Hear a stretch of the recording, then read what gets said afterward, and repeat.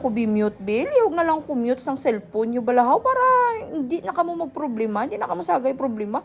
Baw kahapos lang ginabala mga amiga mo. I-mute nyo inyong cellphone, lantawon nyo video ko, di tapos. Kaysa magsagay pa kamo kareklamo sa akon man, baw. Kadali-dali lang ginabala. O, di, ara kwa imo cellphone. Pinduta na ang gilid. Or may nakalagay da nga sound na bala.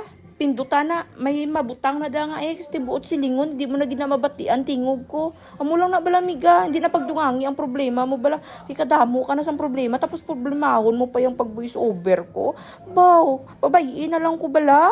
Amo na lang na bala himua, i-mute na lang gid cellphone mo. Ti amo lang na, salamat. Ti, mabalik ta to kay Duray balahaw.